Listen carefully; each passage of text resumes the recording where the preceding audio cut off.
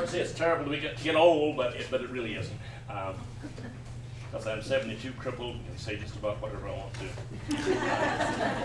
without too much fear of retribution. Historical truth can be an elusive thing, especially when it comes to some of those Civil War stories.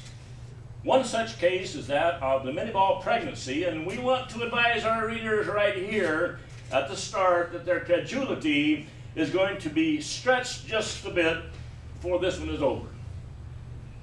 In the November 7th, 1874 issue of the American Medical Weekly is an article written by Dr. L.G. Capers, Jr. entitled Notes from the Diary of a Field and Hospital Surgeon, CSA, Confederate States of America. According to Dr. Capers, on May 12, 1863, he beheld a young comrade fall suddenly to the ground. The medic ran to offer aid and found a compound fracture of the left tibia caused by a mini-ball that had then ricocheted from there upward through the man's body and out his groin. As the doctor dressed the wounds of the poor fellow, a woman came running from the porch of a nearby house. One of her daughters also had been wounded. Hastening to treat the young lady, Capers found that she too had received a mini-ball wound. It had penetrated the left abdominal region. Dr. Capers did what he could, but then had to retreat. After the battle, Capers was able to visit the young woman frequently, and just 278 days from the date of the receipt of the wound by the mini-ball, he delivered the same young lady of a fine boy weighing 8 pounds. You know where this is going, don't you? About 3 weeks after the birth, Dr. Capers was called to examine the baby and extracted a mashed and battered mini-ball from the child. At that point, the doctor claims to have solved the mystery. He wrote, "The ball I took from the babe was the identical one which on the 12th of May shattered the tibia of the young soldier and in its mutilated condition plunged through his groin and into the left ovary and the uterus of the girl, impregnating her."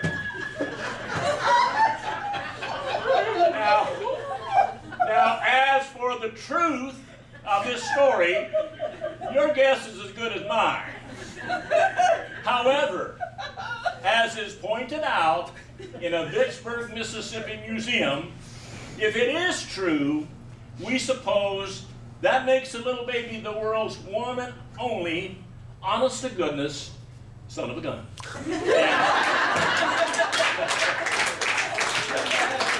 Now, that story, and for 16 years I broadcast these stories on Channel 26 in my Twist in Time program.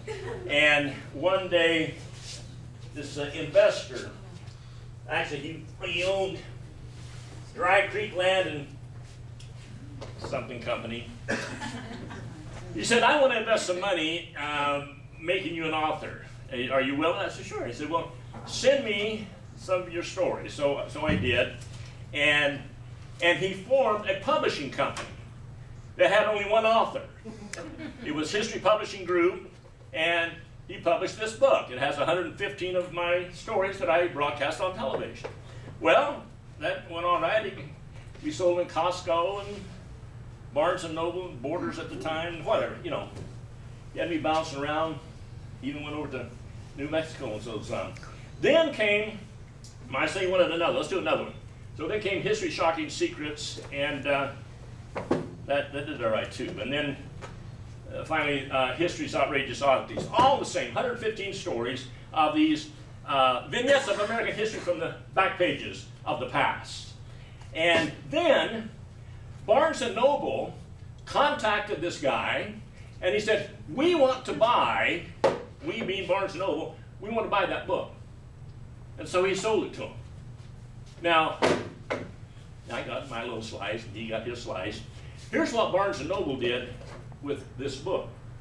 Now, this was $16.95, Barnes & Noble. They took this one, changed the title just a little bit, kept my name on it, Shocking Secrets of American History instead of American History Shocking Secrets, and put a little different cover, made it hardcover, and dropped it in these bins that they have for unknown authors, and printed in New York, and I think they sold it for $8 or $9. I had to buy this book.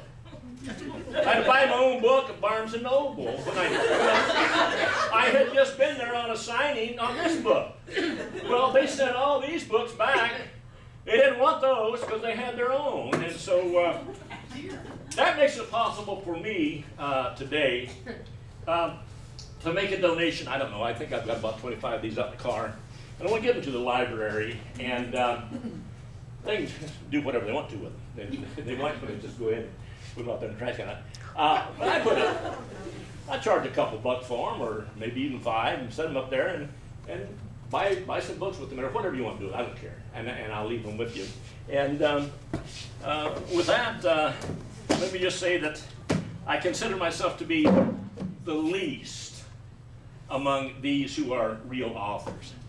All I do is write short stories and about the thing that I love the best, and that's where they are. So thank you very much for this time, and we'll